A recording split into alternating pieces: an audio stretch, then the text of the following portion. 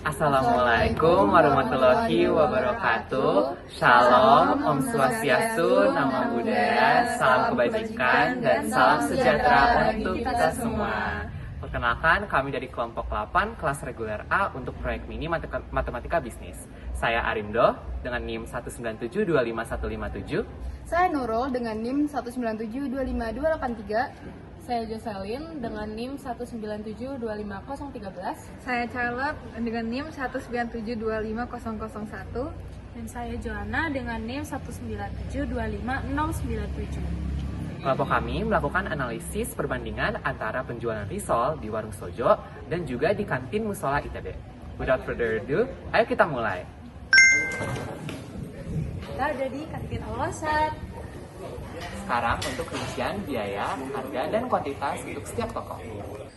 Oke, sebelum kami melakukan analisis perhitungan perbandingan penjualan risol antara kantin musola ITB dengan warung sojo, di sini kami akan menampilkan data yang kami perlukan dan telah kami dapatkan melalui pendekatan interview dengan pemilik atau penjaga toko.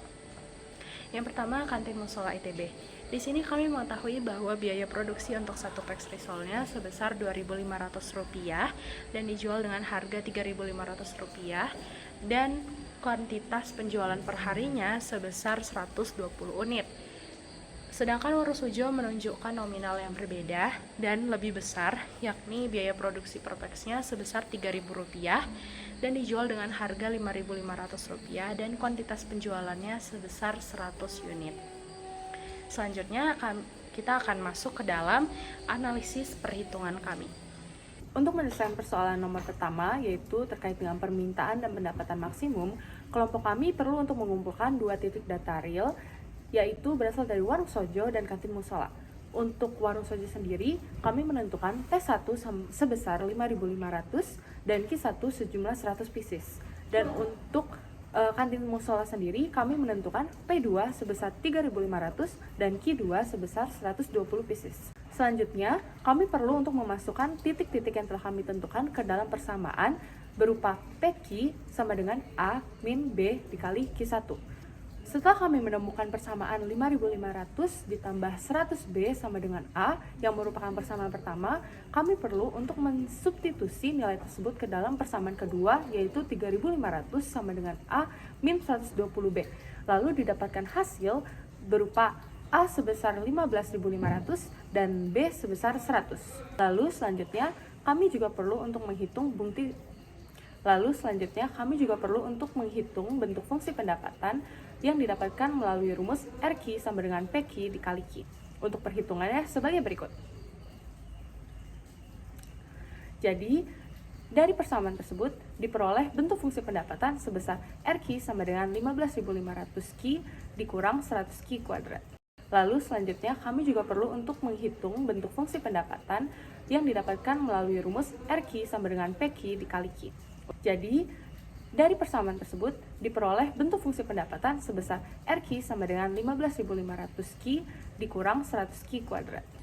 Kemudian, kami harus menghitung pendapatan maksimum dan harga optimum.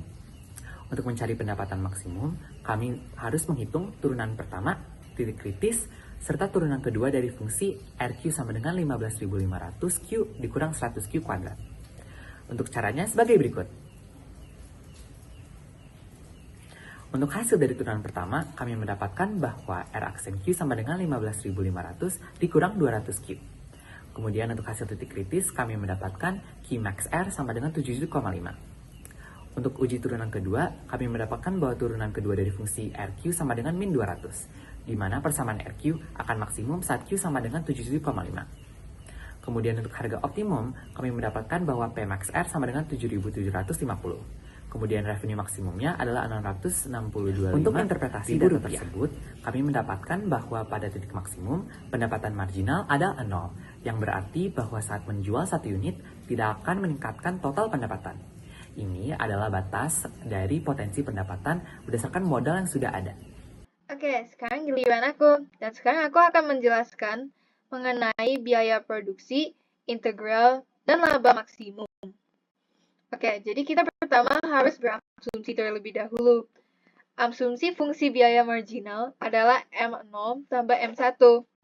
Karena untuk asumsi data biaya, kita menetapkan biaya tetap sebagai 100.000, titik biaya 1 sebagai M0 sama dengan 1.000, dan titik biaya 2 yaitu sebagai 3.000. Dan untuk menentukan M0 dan M1, kita pertama harus cari Q0 dan Q1.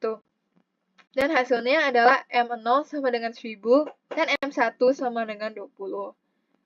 Untuk mencari fungsi biaya total, kita harus mencari melalui proses integral terlebih dahulu.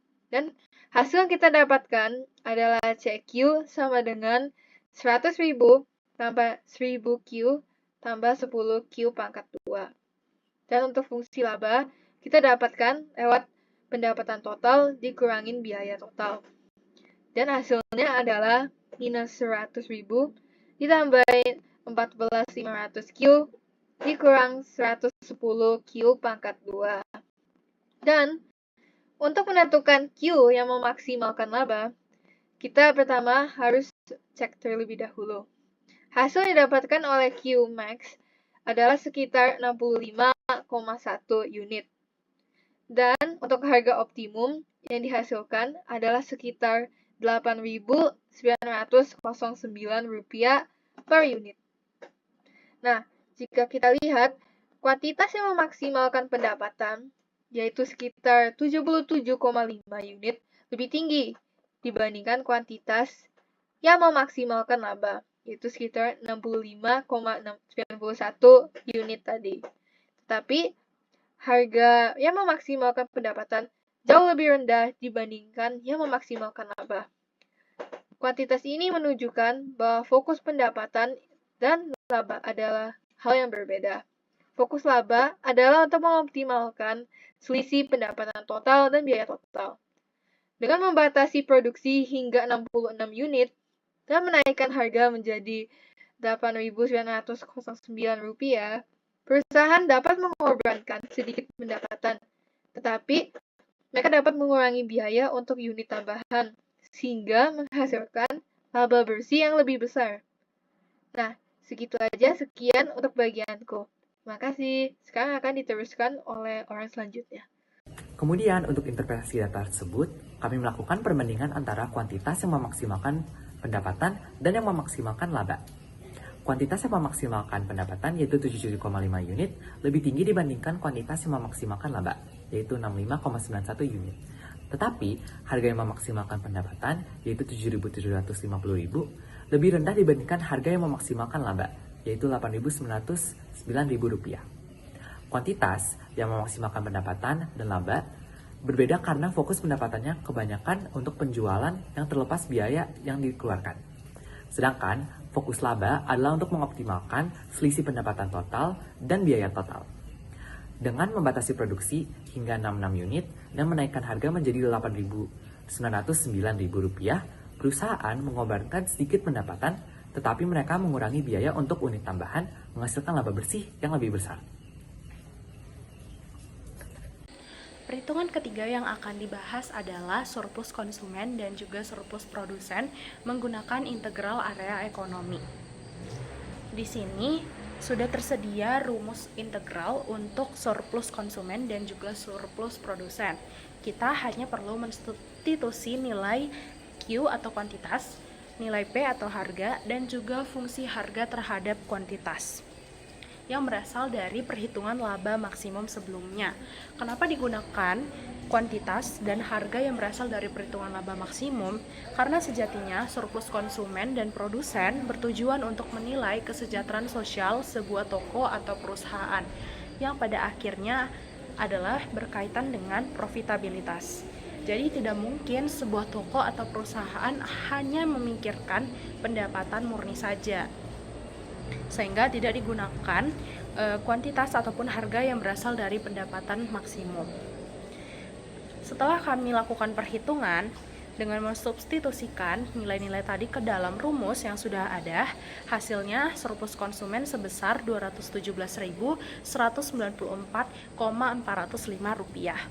Nah, setelah kami integralkan, hasilnya adalah Rp477.813,909. yang mana menunjukkan nominal yang lebih besar. Melihat data tersebut, apakah harga yang berlaku lebih menguntungkan bagi produsen atau konsumen? Surplus produsen secara signifikan lebih besar daripada surplus konsumen, yang mengindikasikan bahwa produsen memegang kendali atau kepuasan pasar yang lebih besar. Mereka juga dalam posisi yang menguntungkan karena dapat menjual produk di atas biaya marginal dengan markup yang substansial sehingga menghasilkan laba tinggi dan surplus produsen yang cukup besar. Namun, hal tersebut tidak menandakan bahwa pasar bagi konsumen itu buruk. Mereka masih dapat menikmati surplus, namun harga yang ditetapkan oleh penjual menggeser potensi surplus dari konsumen ke produsen. Oke, untuk selanjutnya kita akan membahas tentang elastisitas harga permintaan. Atau dalam hal ini kita akan memakai simbol EP yang artinya adalah elastisitas permintaan. Nah, untuk mencari elastisitas harga permintaan kita butuh data tentang harga dan kuantitas dari dua kantin yang kita ambil. Yang pertama adalah kantin Musola ITB. Untuk harga risol di kantin Musola sendiri itu adalah 3.500 dengan kuantitas 120 pieces risol. Sedangkan untuk warung Sojo harga satu risolnya itu adalah 5.500 dengan kuantitas 100 pieces risol per hari. Nah, untuk mencari elastisitas harga permintaan sendiri ada rumusnya nih teman-teman. Rumusnya adalah sebagai berikut. Nah, setelah kita tahu rumusnya, kemudian kita harus cari tahu dulu nih titik P di harga 3.500 atau kemudian kita ketahui dengan Q1 gitu ya. Dengan Q1-nya 120 pieces tadi, kemudian di titik 2 dengan P5.500 dan Q2-nya adalah di 100. Nah, tadi di sebelum-sebelumnya kan kita udah dapat data gitu ya tentang Q pangkat bintang yang didapatkan angka 65,91 dan P pangkat bintang yang didapatkan angka 8.909. Nah, dari data itu kita bisa tahu nih, kita bisa masukkan di rumus B sama dengan Q1 min Q2 bagi P2 sama kurang P1. Nah, kayak gitu. Nah, nanti perhitungannya akan seperti ini, teman-teman. Setelah itu, kita bisa masukkan data-data yang udah kita dapat tadi ke rumus E, yaitu min 1 per B kali P pangkat bintang per Q pangkat bintang. Nah, untuk perhitungannya sendiri kayak gini nih teman-teman. Oke, dan dari perhitungan tadi didapatkan hasil sama dengan negatif 0,739, yang dimana negatif 0,739 itu adalah kurang dari 0. Kalau nilai elastisitasnya kurang dari 0, berarti jenis elastisitasnya adalah inelastis. Untuk interpretasi hasil tersebut, kami melihat bahwa permintaan inelastis menunjukkan sensitivitas harga yang rendah dengan kenaikan dan penurunan harga yang tidak terlalu mempengaruhi jumlah permintaan konsumen. Nilai elastisitas tersebut mengartikan bahwa kenaikan harga 1% akan menyebabkan penurunan kuantitas yang akan diminta sebesar 0,739%. Dengan permintaan inelastis, perusahaan memiliki kekuatan untuk menaikkan harga di atas biaya marginal untuk memaksimalkan laba, seperti yang ditunjukkan oleh perhitungan laba maksimum.